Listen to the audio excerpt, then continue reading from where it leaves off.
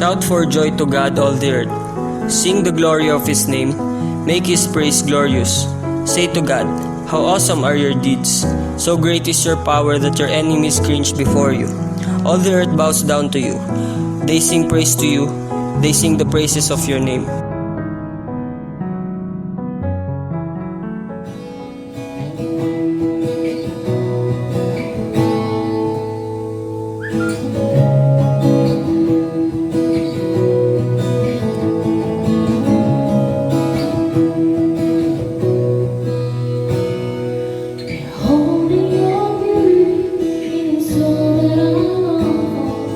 Worship Jesus is my soul sound. For this very heart you have shed for your pleasure, purpose to lift it high. Hear and surrender in pure adoration. I enter your courts with an offering of praise. I am your servant, come to bring your glory as a sweet for the work of your hand. Now unto the Lamb who sits on the throne be glory and honor and praise. All of creation resounds with a song, worship and praise the Lord of Lords. Spirit of living and dwelling within me, keep my eyes fixed ever on Jesus Christ, and let not the things of this world ever sway me. I'll run till I finish the race. Now unto the Lamb who sits on the throne be glory and honor and praise. All of creation resounds with a song, worship and praise the Lord. Now unto the Lamb who sits on the throne be glory and honor and praise. All of creation resounds with a song, worship and praise the Lord of Lords. Holy Lord, you are holy. Jesus Christ is the Lord. Holy Lord, you are holy. Jesus Christ is the Lord.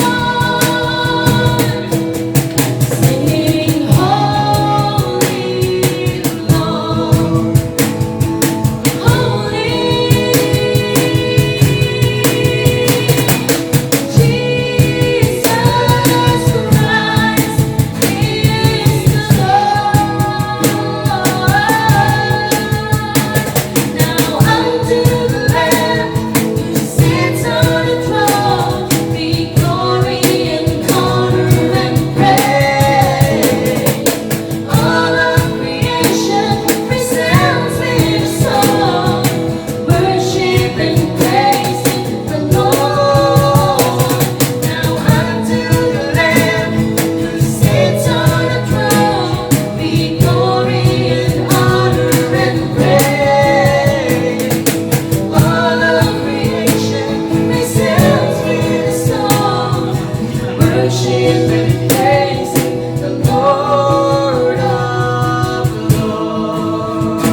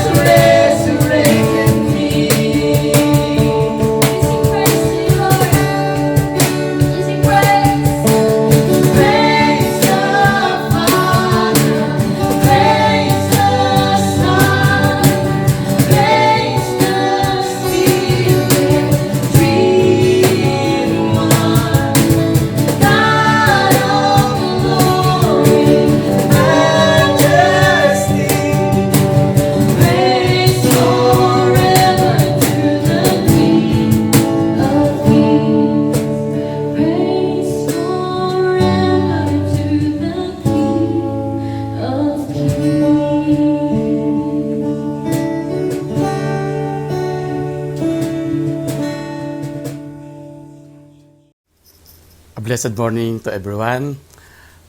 First Sunday na naman po tayo para sa buwan ng September. September is the last month para po sa third quarter ng year 2020.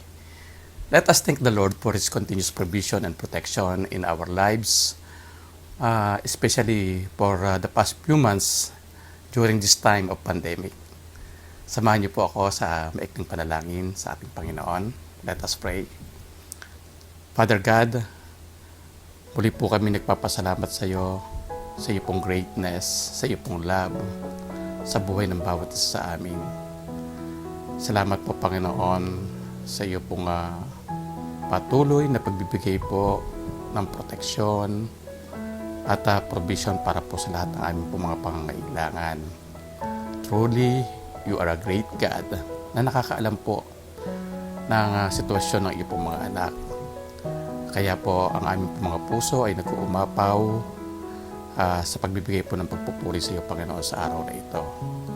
And Lord, we would like to take this opportunity na patuloy pong ilapit ang buong mundo, ang aming bansa, ang aming pong community, ang aming pong local church, Panginoon.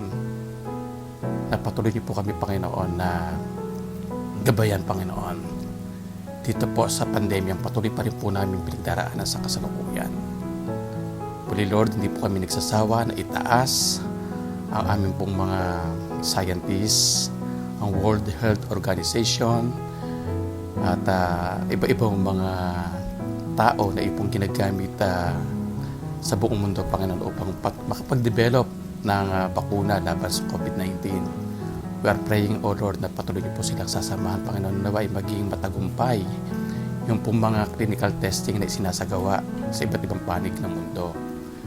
We are also praying, Lord, para po sa aming presidente, sa IATF, sa aming po mga local government units, dahil nga po sa pagbababa ng level ng community quarantine dito po sa aming bansa, Panginoon, ay yung iba po nagiging sobra na po yung excitement na lumabas ng bahay, na nakakalimot na po doon po sa mga social distancing at iba po mga health protocols. We are praying, O Lord, na nawa ay maging matagumpay pa rin po, Panginoon, yung po mga information dissemination na sinasagawa ng pamunuan ng aming pong bansa, Panginoon, upang ang aming pong mga kababayan, Panginoon, ay patuloy pa rin po, Panginoon, na maging maingat sa pagpapatupad po, Panginoon, ng mga health protocols. At yung nga po, Lord, we are praying na nawa po ay patuloy na bumaba ang mga active cases ng COVID-19 dito po sa aming bansa. At eventually, Panginoon, ito po ay ganap ang masasawata. Alam po namin, Lord, na yung pong karunungan ng tao, yung pong mga scientists, yung pong mga pagpapasya ng iba't ibang mga pamahalaan, hindi lamang po rito sa aming bansa, kundi sa buong mundo, ay kapamaraanan mo lamang, Panginoon. Pero alam po namin na ikaw pa rin po yung God ang Diyos na mayroon pong ganap na soberenya sa aming pong buhay at sa lahat po na nangyayari sa aming pong kapaligiran. Kaya Lord, sa iyo lamang po namin lahat at pinagkakatiwala ang lahat. And as a family, Lord, DWSBC, patuloy niyo po kami samahan, Panginoon.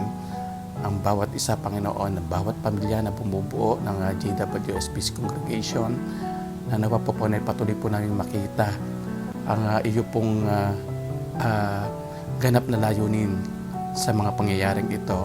At yung pong aming desire, Panginoon, na muli pong physically ay magkapagsama-sama na para po sa worship gathering.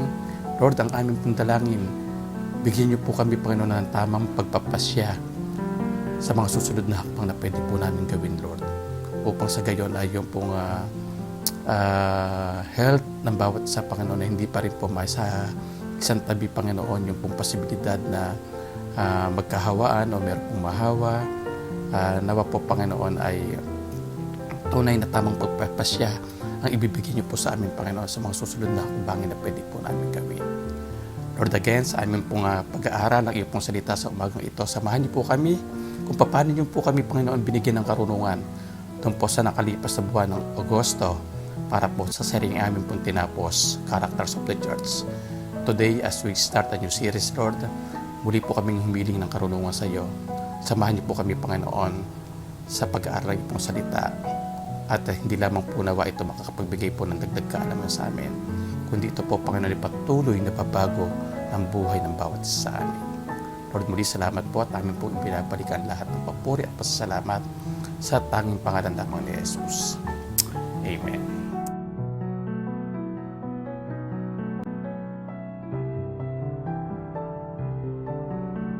Be careful to follow every command I am giving you today, so that you may live and increase and may enter to possess the land the Lord promised on oath to your ancestors.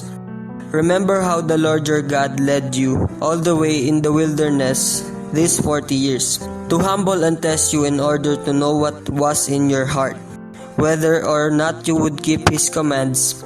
He humbled you, causing you to hunger and then feeding you with manna, which neither you nor your ancestors had known, to teach you that the man does not live on bread alone, but on every word that comes from the mouth of the Lord.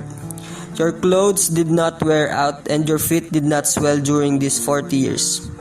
Know then in your heart that as a man disciplines his son, so the Lord your God disciplines you.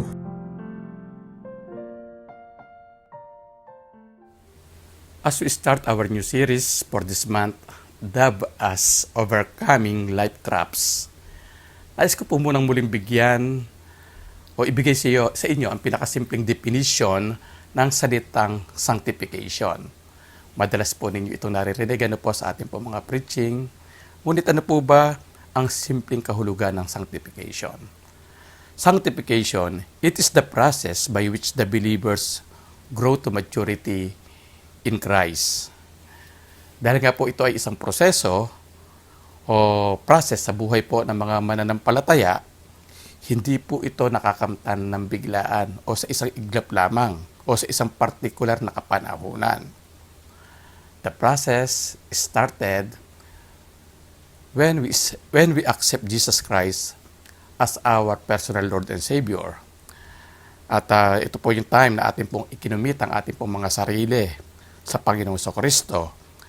At tinanggap natin siya bilang ating sariling Panginoon at tagapagligtas. At ito po isang proseso, meaning ito po ay nagpapatuloy. At ito po ay magkakaroon lamang po ng pagtatapos doon po sa panahon na tayo po ay humarap na ng mukhaan sa ating Panginoong Jesucristo. So, sanctification is growing into Christ-likeness. And to grow, we must understand that we need to overcome life traps that are always present in our daily lives. A few years ago, sa biyaya po ni Lord ay nakarating ako sa bansang Vietnam at Cambodia sa pamamagitan po ng isa pong short-term mission trip. Ito po ay dalawang bansa na mayroon pong na-preserve na mga bakas ng kanilang mga kasaysayan.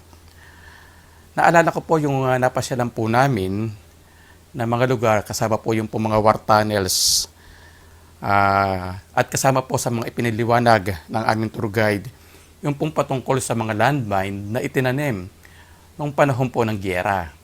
Ayon po sa kanila, it took them many years to defuse all the landmine in that war zone. Unlike the literal landmine na sa tingin po ng mga expert ay na-defuse na pong lahat. Kaya pinayagan na po nilang maging tourist destination yung pong dating war zone. As we obey God bilang mga Christian, yung pong realidad na napakaraming life traps, yung pong palagi ang nasa ating kapaligiran ay paragi pa rin pong naririyan. Therefore, my purpose in preaching this series for every one of us is to keep away from falling into those life traps that we are encountering. Although, sadyang napakarami po ang anyo ng life traps. So for this whole month of September, we will be dealing with at least 4 of them. Marami po yan, pero dahil po we have only 4 Sundays, 4 lamang po na life traps ang ating pong i-detail para po sa buwan po ng September. And my prayer in preaching this series is that we as a congregation will never become guilty of seeing ourselves falling on life traps from time to time. Hindi po yung magkaroon po tayo ng guilt feeling, sana po. But that we have to strive in getting closer to Jesus and be more of what He wants us to be. So today po, pag-uusapan po natin ang isa sa mga kadalasang life traps na atin pong na-encounter sa ating buhay. Pamamagatan po natin itong the danger of success o ang panganib ng pagkakaroon ng pagtatagumpay. Deuteronomio 8:1-5, Mabuting Balita Biblia. Sundin ninyo mabuti ang mga kautosang ito na ibinigay ko sa inyo ngayon upang humaba ang inyong buhay. Dumami ang inyong lahi at kayo'y makarating sa lupaing ipinangako ni Yahweh sa inyong mga ninuno. Alalahan ninyo kung paano niya kayo pinatnubayan sa ilang sa loob ng 40 taon upang matuto kayong magpakumbaba. Sinubok niya kayo kung susundin ninyo siya. Tinuruan nga kayong magpakumbaba, ginutom niya kayo bago binigyan ng mana, isang pagkaing hindi ninyo kilala ni ng inyong mga ninuno. Ginawa niya ito upang ipakilala sa inyo na ang tao hindi lamang nabubuhay sa pagkain, kundi sa salita rin naman ni Yahweh. Sa loob ng 40 taon, hindi kayo naubusan ng kasuutan, ni hindi kumapal sa kalalakad ang inyong mga talampakan.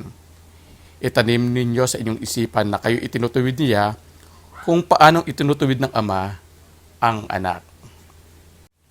Alam po ba ninyo na basic belief o pangkaraniwang paniniwala ng karamihan sa atin na ang pagpapala po ng Diyos ay bunga ng ating pagsunod sa Kanya? Na tayo daw po ay ginagantimpalaan o nagkakaroon po ng merito ang anumang bagay na ating ginagawa kung ito po ay ginagawa natin na paborable para sa Kanya. Na ang tagumpay at kasaganaan ay palatandaan daw po ng katanggap-tanggap o nagiging katanggap-tanggap sa Diyos ang anumang ating ginagawa sa buhay. On the contrary, mayroon din naman po namang nagsasabing mahirap sa isang tao ang mag-isip ng tungkol sa Diyos kung ang kanyang sikmura ay kumakalam. At ang pagkalam daw po ng sikmura ay basihan ng kawalan ng tagumpay ng isang individual. Ngunit kung ating pong babalikan ang pinagdaanan sa buhay ng karamihan ng tao, from generation to generation, masasabi natin na mas nag-iisip daw ng patungkol sa Diyos ang mga nagugutom kumpara sa mga taong masagana at nagtatagumpay sa buhay. Yes, kung ako po ang tatanungin, it is easier to trust God when we have nothing than to thank Him when we have everything. Ayon po sa pag-aaral, mas marami daw po ang mga nakikita nating mukhang mga matagumpay sa buhay ang hirap magbigay ng panahon at gumawa ng mga bagay na patungkol sa Panginoon kumpara nung sila po ay naghihirap pa. Ano po ang dahilan? Sila po ay nangahulog sa patibong ng katagumpayan. Yes, ang success o pagtatagumpay po ay naglalantad sa ating lahat sa panganib ng kapalaluan. Panganib ng kawalan ng pagtanaw ng utang na loob at panganib ng pagwawalang bahala sa Diyos. At kung di po tayo magiging maingat, maaari po tayong mahulog sa patibong na ito ng kaaway. Ang aklat po ng Deuteronomio na ating pong pinagbabatayan ng salita ng Diyos sa umagang ito ay serya ng sermon o paalaala ni Moises sa mga Israelita sa kanila pong paghahanda sa pagpasok sa lupang pangako. Ang 8 kabanata po ay isang paalala o warning sa panganib ng kasaganaan o pagtatagumpay. Na sa pagkakataong iyon ay handa na pong mapa sa kanila. Abot kamay na po. Abot tanaw, abot kamay. At nandito po kayo niyo po isang warning na po, isang babala. Babala na ibinigay sa ikalawang henerasyon ng mga Israelita na lumabas mula sa Ehipto at masasabi po nating babala rin po sa kasalukuyan po nating henerasyon. Paano po natin maiuugnay ang kaganapang iyon sa lumang tipan sa panahon natin sa kasalukuyan? Sa tuwing magtatapos po ang school year, para po sa mga estudyante, po sa mga nag-aaral, kailan nga ba po ang pagtatapos ng school year? Medyo nalilito na po ako ngayon, kasi po, dahil nga sa pandemics, ay nag-iba po ang ating school calendar. Pero ang pagtatapos po ng school year, kung kailan po ito nangyayari ngayon, ito po ay isang hakbang patungo sa tagumpay na nagagawa po ng bawat isa sa atin. Tayo man po ay yung mismong nag-aaral o kung bilang mga magulang tayo naman po yung mga nagpapaaral. Kaakibat po ng pagpapaaral ay ang samot-saring sakripisyo, hindi lamang po ng estudyante, kundi ng buong pamilya. At siyempre, lahat man po ay umaasam ng tagumpay sa pagtatapos po ng school year o yung mismong pagtatapos po ng course sa kolehiyo. Excited po tayo doon po sa diploma. Kung di pa man po gagraduate, excited po tayo doon po sa mga awards na matatanggap.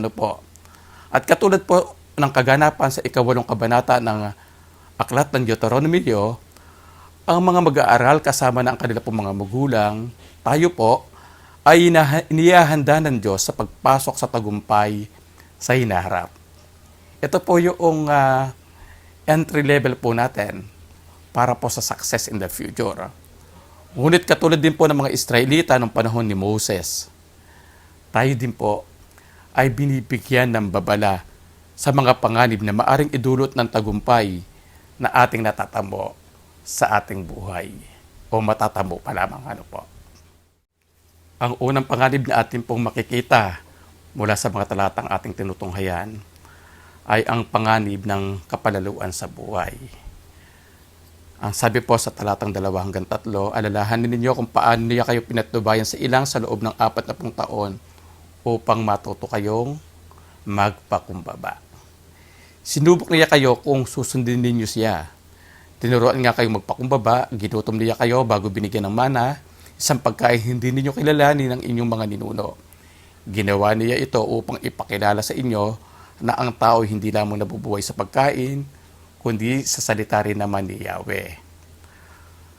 Ang matinding pagkauhaw, pagkagutom, pagkakasakit, at mga panganib na pinagdaanan ng mga Israelita sa kanilang paglalakbay sa ilang, na sinundan po ng kakaibang provision, kakaibang proteksyon at pangangalaga, ay naganap po sa layuning maturuan ng mga piling tao ng Diyos upang sila po ay magkaroon ng kapakumbabaan o humility. Ito din po isang pagtuturo upang sila po ay matutong ganap na umasa sa kapangyarihan, pagmamahal at pangangalaga ng Diyos. Mga kapatid, the best preparation for success in material prosperity is the experience of material poverty. Masigit po nating pahalagahan ang mga provision ng Diyos sa ating buhay kung nauuna muna nating nararanasan ang kasalatan sa mga bagay na ibinibigay ng Diyos sa atin sa ngayon. But there are times na ang karanasan sa matinding pangangailangan na nasundan ng provision at tagumpay ay hindi po nagbibigay ng pagpupuri sa Diyos. May mga tao na nagiging mayabang at sarili ang itinataas anumang tagumpay na kanila pong naaabot. Naririto po ang paalala ng salita ng Diyos. Dito pa rin po sa same chapter, pero nais ko pong lumundag doon po sa verses 17 to 18. Ano pong mababasa po natin dito? Kaya't huwag ninyong isaloob na ang kayamanan ninyo'y bunga ng sariling lakas at kakayahan, Alalahanin ninyong siya ang nagbigay sa inyo ng lakas upang managana kayo. At ito'y bilang pagtupad niya sa kanyang pangako sa inyong mga ninuno.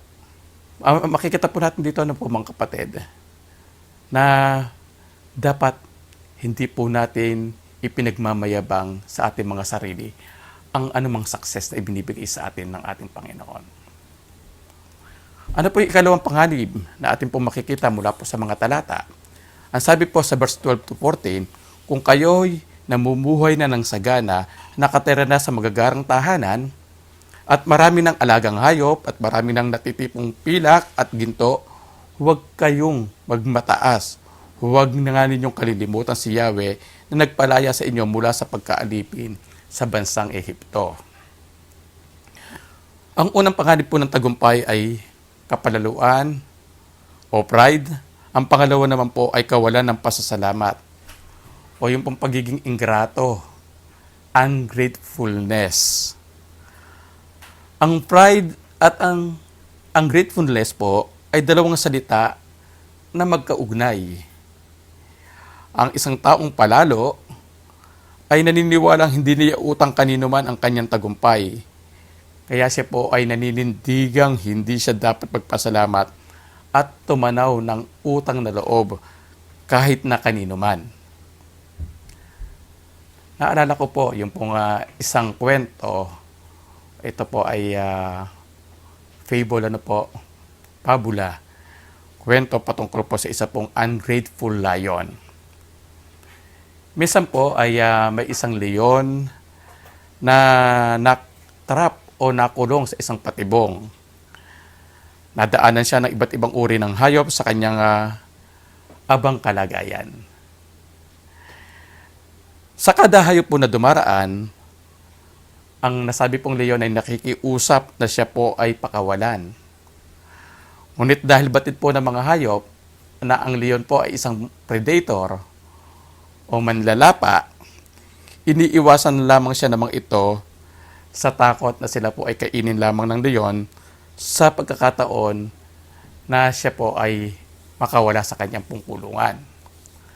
So lumipas po ang mahabang oras, ang leon ay gutom na gutom, uhaw na uhaw sa kanyang pong kalagayan dahil nga po sa kanyang pong pagkakakulong. Maya-maya ay isang lalaki ang naparaan at ang lumapit po siya doon po sa patibong na kinakukulungan ng nasabing leon at kanya po itong inisyoso. Ang sabi po ng leon doon po sa lalaki, maaari mo ba akong pakawalan dito? Pero ang sabi po ng lalaki, kung pakakawalan kita diyan, ano ang garantiya ko na hindi mo ako sasaktan? Ang sabi po ng leon, ipinapangako ko na hindi kita sasaktan, hindi kita lalapain. At tutulungan pa kita sa kung anong tulong ang aking makakaya, makalabas lamang ako sa kulungan na ito. So ano po ang ginawa ng lalaki? Binuksan niya po ang kulungan at pinakawalan ang leon. Pero matapos po napakawalan ng leon, hinarap po ng leon ng lalaki at umakma itong kanyang sasakmalin.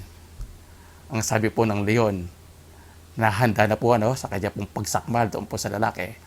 Kanina pa ako nakakulong dito. Gutom na ako. At dahil ikaw ang pinaka-available na maaari kong kainin, ay ikaw ang aking kakainin. Teka, hindi ba nangako ka na hindi mo ako sasaktan? Ang sabi sa kanya ng lalaki. Ang sabi po ng leon, sinabi ko lamang iyon upang kumbinsihin ka na ako ay iyong palayain. Ang sabi po ng lalaki, kahit na ano pong paliwanag niya, pagbabalik tanaw po niya doon po sa pangako sa kanya ng leon, pero naninindigan pa rin po yung leon na siya po ay kanya na pong lalapain. Ang sabi po ng lalaki, sige, papayag ako na ako ay iyong kainin sa kondisyon na magtanong muna tayo kahit sa isang hayop man lamang na naririto. Itanong natin kung makatarungan ba na ako ay iyong kainin matapos kitang tulungan. So may nakita po silang isang jackal. Ang jackal po isa pong wild dog. Kanila po itong tinawag upang gumawa po ng paghahatol. So ipiniliwanag po nila, sinabi po ng lalaki doon po sa wild dog o doon sa jackal, yung pong sitwasyon. At ang sabi po ng jackal, sige, para ganap kong maintindihan ang sitwasyon, pwede bang gumawa tayo ng reenactment? So, sabi naman ng leon, okay, walang problema sa akin. So, ang ginawa, ano bang nangyari? Ganito, sabi ng leon, kanina, habang ako'y naglalakad, ay naakit ako doon sa isang patibong, doon sa isang hawla. Hindi ko alam na yun ay patibong. So, ako'y pumasok. So, ipinakita po ng leon kung paano po siya pumasok doon sa patibong. At nung siya po ay nakapasok na doon sa patibong, ang ginawa po ng jackal, dali-dali po ninyang isinara yung pong kulungan. So, ano pong nangyari? Muli pong nakulong yung leon. At nung ma-realize po ng leon na siya po ay muling nakulong doon po sa patibong, muli po siyang nakiusap doon sa lalaki na siya po ay pakawalan. Ngunit, siyempre, alam na po ninyo ang nangyari, hindi na po siya pinagbigyan noong lalaki. So, what's the moral of the story? Yung pong pagiging ingrato ay hindi po nagbubunga ng maganda sa buhay ng isa pong individual. Bilang pangkaraniwang tao, masakit po sa damdamin ang makaranas na hindi man lamang binigyang pahalaga ang anumang bagay na ating ginawa sa kapwa. Alam ba ninyo na nasasaktan din po natin ang kalooban ng Diyos sa mga pagkakataong hindi po tayo nagpapasalamat sa mga bagay na Kanyang ginawa, Kanyang ipinagkaloob sa atin. Naririto po muli ang paalala mula pa rin po sa aklat ng Deuteronomy chapter 8, dito naman po sa verses 17 to 18. Kaya huwag ninyong isa sa loob na ang kayamanan ninyo'y bunga ng sariling lakas at kakayahan. Alalahanin ninyo siya ang nagbibigay sa inyo ng lakas upang managana kayo at ito'y bilang pagtupad niya sa kanyang pangako sa inyong mga ninuno. At ang paalala po ng bagong tipan patungkol po sa kawalan ng pasasalamat sa Diyos, buksan po natin ang sinasabi po sa Roma 1:21, sabi po rito, kahit nakilala na nila ang Diyos, sila'y di nila pinarangalan o siya'y di nila pinarangalan bilang Diyos at pinasalamatan man. Sa halip, naghahaka-haka sila ng mga bagay na walang kabuluhan at nadimlan ang kanilang mga hangal na pag-iisip. Ano naman po ikatlong panganib na dala ng tagumpay? Panganib ng paglimot sa Diyos at sa nakalipas. Sabi po sa verses 15 to 16, siya ang pumatubay sa inyong paglalakbay sa malawak at nakatatakot na ilang na puno ng makamandag na mga ahas at alakdan. Nang wala kang mainom, nagpabukal siya ng tubig mula sa isang malaking bato. Kayo'y pinakain niya roon ng mana, isang pagkain di ninyo kilala. Pinaranas niya kayo ng hirap para kayo subukin at turuang magpakumbaba. Ang lahat ng iyo'y sa ikabubuti rin ninyo. Most of the times, ang pagbabalik tanaw ay tinuturing natin na isang negatibong kaisipan. Ito daw ay pagiging emo or pagiging senti na hindi daw mabuti. At ito din daw po ay senyales ng pagiging damatans o pagiging matanda na. Ngunit alam ba ninyo na ang pagtanaw sa nakaraan ay makapaghahatid po sa atin ng pasasalamat, pusong mapagpasalamat, at pagpapakumbaba sa harapan ng ating pong Diyos. Noon po ay, kung ating pong pagbabalik tanawan, noon po tayo po ay feeling helpless, dahil po sa ating kasalanan, ngunit dahil po sa pag-ibig ng Diyos, tayo po ay natubos. Di ba? Masarap pong pagbalik tanawan, yung pong ginawang pagliligtas sa atin ng Panginoong Diyos.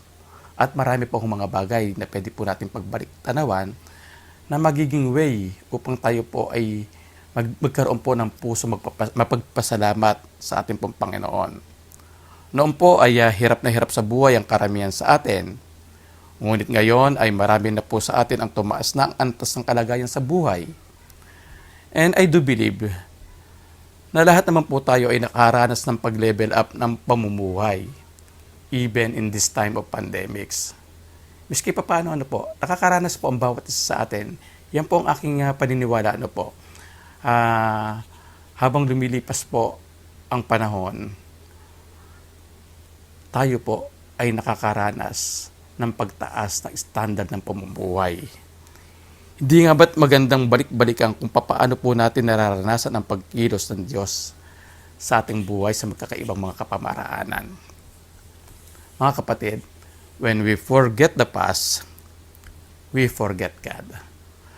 Pag kinalimutan po natin ang mga ginawa ng Diyos sa atin sa mga nakalipas, para na rin po natin kinakalimutan ang ating pong Panginoon. Ayon nga po dito sa talata 11, huwag ninyong kalilimutan si Yahweh. Sundin ninyo ang kanyang mga utos. Ang hindi po pagpapasalamat sa pag-ibig, biyaya, kabutihan, probisyon, proteksyon ng Diyos sa nakalipas. Again, ito po ay paglimot sa Diyos. Ang pagmamalaki ng ating pong mga accomplishment at pagbibigay ng kredito sa ating mga sarili, mga pagmamalaki ng ating paaralang pinasukan, pagmamalaki ng mga kumpanyang ating pinagtatrabahuan, pagmamalaki ng ating mga natamong biyaya, pagmamalaki ng mga kaalamang meron po tayo. Kung ito po ay ating pong hindi po ikakawing sa ginawa ng Diyos sa ating pong mga buhay, ito po ay paglimot sa Diyos. Ang pagiging preoccupied sa mga bagay na dala po ng ating mga accomplishment na tulad ng trabaho at career moves ay isa rin pong paglimot sa Diyos. Deuteronomy chapter 8 verses 17 to 18. Ang sabi po rito, kaya huwag ninyong isaloob na ang kayamanan ninyo'y bunga ng sariling lakas at kakayahan. Alalahanin ninyo siya ang nagbigay sa inyo ng lakas upang managana kayo. At ito'y bilang pagtupad niya sa inyong pangako, sa inyong mga ninuno. Bilang pagtatapos, graduates, honorees, professionals, young professionals, parents, brothers and sisters, let us be reminded by these three dangers of success. The danger of pride, the danger of ungratefulness, and the danger of forgetting God.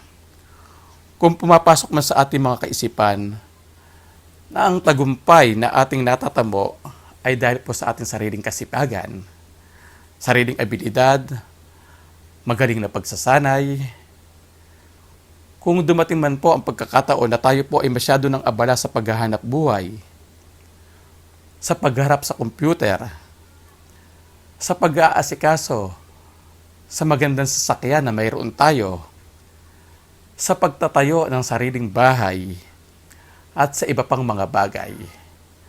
At kung ang lahat ng nabanggit ay mas inuuna na natin, mas binibigyan na po natin ng prioridad kaysa sa pananalangin, sa pag-aaral ng salita ng Diyos, pagbibigay ng time para mag-worship kay Lord, at paglaan ng panahon sa pakikisalamuha o pakikipag-fellowship sa kapwa mananampalataya, ating pong balikan ang babala sa panganib ng pagtatagumpay.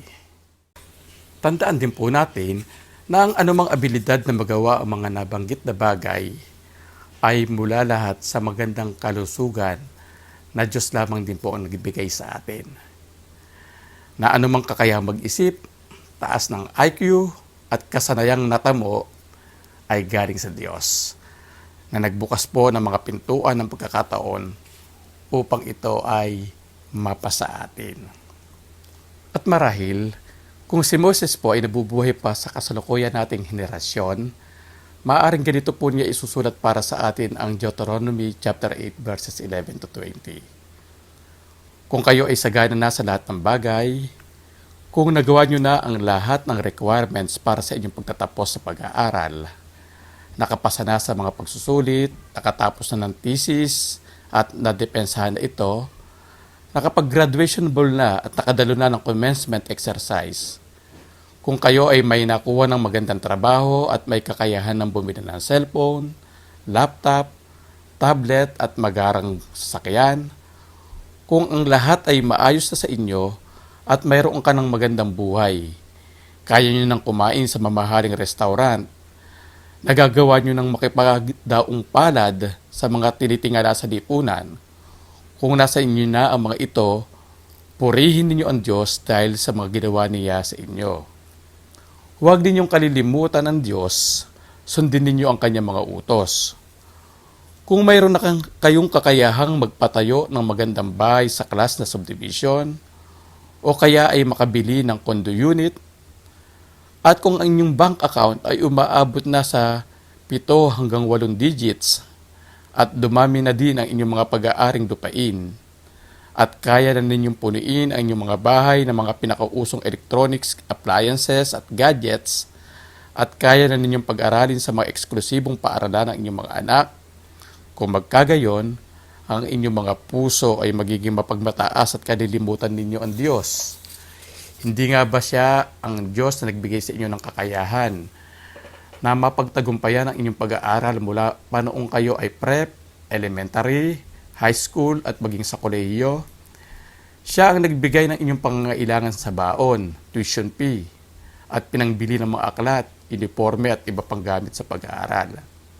Siya din ang nag-angat ng ilan sa inyo mula sa pagiging tindero ng pandesal sa umaga, mga ngalakal ng bote, bakal at dyaryo, pagsasapatero, pag-aareglo, paglalabada at pamamalansya. Siya din ang nag-ingat sa inyo mula sa masasamang impluwensya ng barkada. Pinag-ingatan niya kayo kung inaabot kayo ng uwi galing sa paggawa ng project mula sa bahay ng inyong mga kaklase. Maaring masasabi ninyo ang mga ito sa inyong mga sarili. Ang aking abilidad at kakayahan ang naging daan upang makamit ko ang magagandang bagay na aking tinatamasa. Ang aking pagtatapos sa kilalang paaralan ay magandang pakikitungo sa ibang tao ang nagbukas ng pagkakataon upang makamtan ko ang magandang posisyon sa kasalukuyan. But remember the Lord your God, sapagkat ang kapangyarihan niya ang kumilos upang ikaw ay makapasok sa paaralang iyong pinasukan. Binigyan ka niya ng magandang kalusugan na nagamit mo sa pang-araw-araw, kaisipan na nagamit sa pagdedesisyon, at kakayahan na kumita ng pananalapi. Siya din ang kumilos upang makita na nakatataas sa inyo ang inyong kakayahan na naging daan ng iyong promotion.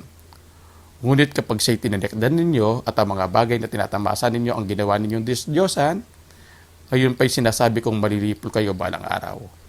Kung hindi ninyo diringgin ang kanyang tinig katulad ng pagbabaliwalang ginawa ng mga hindi mananampalataya, kung ang masasamang gawain ng mga taong iyon ang inyong gagayahin, katulad nila na kayo ay matatalo at ang tagumpay ay mawawala sa inyong mga kamay. Tayo po ay manalangin. Father God, muli salamat po sa inyong salita na amin pong tinunghayan sa umagang ito. Salamat po sa kwento ng mga Israelita nung panahon na sila po ay papasok na sa lupang pangako. Salamat po, Panginoon, sa paalaala, sa aklat po ng Deuteronomio, Kabanata 8, na ito po ay isang paalala sa amin sa panahon po namin ngayon, na kami po ay maging maingat sa pagdating po ng tagumpay sa aming mga buhay.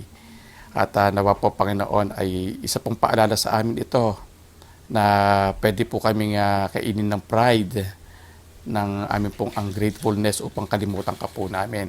So ang aking pong dalangin, Panginoon, ay patuloy niyo po ito ipatimo sa aming pong mga puso nang sa gayon po, Panginoon, sa kada pagkakataon na kami po ay nakakaranas ng success, lagi po namin ito ikakawin, Panginoon, ang tagumpay na aming pong natatanggap, Panginoon, ikakawin po namin sa iyo pong presensya sa aming pong buhay.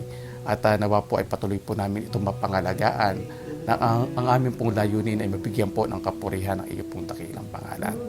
Lord, sa pagkakataon ito, patuloy po kaming lumalapit sa iyo, patuloy po ninyo kaming handa para po sa aming gagawing muling pag-aalaala ng banal na hapunan na isa po sa mga ordinansang iniwanan ng Panginoong Kristo dito sa mundo bago po siya muling bumalik din sa langit. Nawa po, Panginoon, ay patuloy niyo po kaming ihanda, Panginoon. Ipaalala niyo po sa amin, Panginoon, sa bawat sa amin yung pong aming mga kamali ang nagawa sa nakalipas na mga araw. Although, amin naman pong pinangahawakan na forgiven na po ang aming mga kasalanan, Panginoon, dahil nga po sa ginawa ng Panginoon sa Kristo sa krus ng Kalbaryo. Gayon pa man, Panginoon, muli po kami nagpapasaliksik sa iyo sa umagang ito upang sa gayong, Panginoon, ay mayroon po kaming confident na haharap po sa iyo sa umagang ito sa pagsasagawa ng banal na hapunan, na wala po kami itinatago sa iyo, Panginoon. Wala po kami inidilim at hinihingi po namin ito ng kapatawaran sa iyo. Lord, be with us as we celebrate the Lord's Supper. At ito po nawa ay patuloy din na maging pagpapaalala sa amin sa ginawa ng Panginoon sa Kristo doon sa krus ng Kalbaryo more than 2,000 years ago, upang kami nga po, Panginoon, ay magkaroon ng ganap na kapatawaran at magkaroon po ng buhay na walang hanggan sa iyo pong piling. Lord, salamat po, at sa iyo po namin ibinabalik ang lahat ng papuri at pasasalamat sa tanging pangalan lamang ni Jesus. Amen.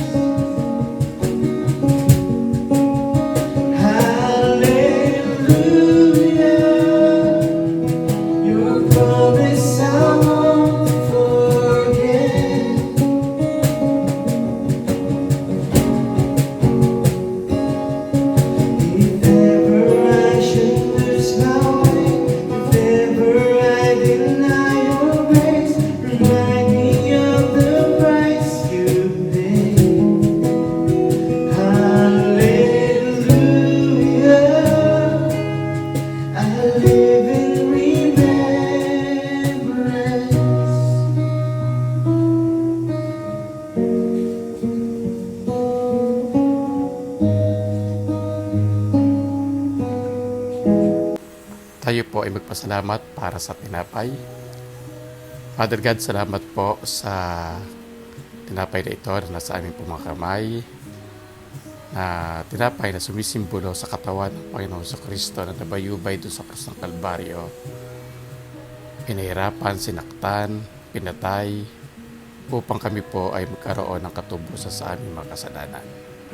Salamat po sa pag-alaala ito. Ito ang aral na tinanggap po sa Panginoon at ibinibigay ko naman sa inyo. Ang Panginoong Yesus, noong gabing siya ipagkanulo, ay dumampot ng tinapay. Nagpasalamat at pinagpira-pira siya ito at sinabi, ito ang aking katawan na inihandog para sa inyo. Tuwing gagawin ninyo ito, gawin ninyo ito bilang pag-alaala sa akin. Sabay-sabay po tayo sa tinapay. Tayo po magpasalamat sa saro. Father God, kami po ay nagpapasalamat sa sarong ito na aming po mga hawak, aming po mga tangan. Saro na sumisimbolo sa dugo ng Panginoong Kristo na nabuhos doon sa krus ng Kalbaryo, na siya pong tumatakip sa lahat ng pagkakasala na aming pong nagawa at patuloy na nagagawa sa iyo pong harapan. Salamat po, Panginoon. Gayun din naman, matapos magkapunan, hinawakan ni ang saro at sinabi, ang sarong ito ang bagong tipan na pinagtitibay ng aking dugo. Tuwing iinumin ninyo ito, gawin ninyo ito bilang pag-alaala sa akin. Sabay-sabay po tayo sa sarong.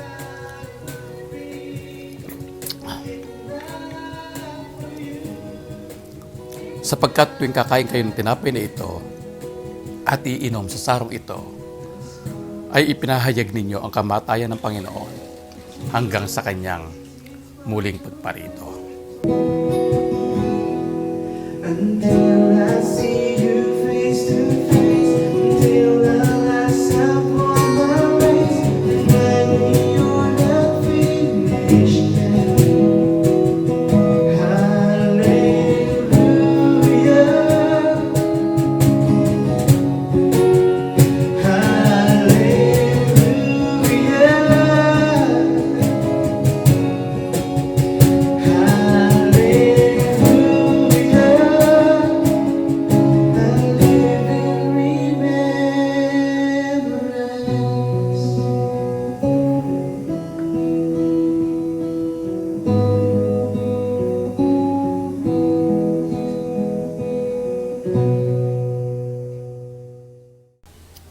Now unto him who is able to keep you from falling and to keep you in his presence.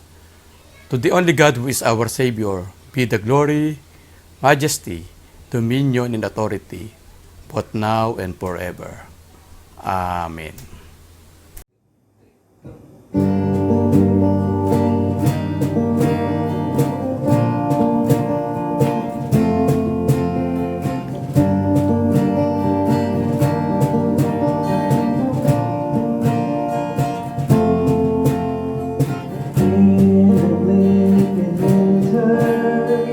All creation groans for a world in darkness, frozen like a stone. Light is breaking in a stable for a throne, and He shall reign forevermore, forevermore. And He shall reign forevermore, forevermore. Unto us a child is born, the King of kings and Lord of lords, and He shall reign forevermore, forevermore.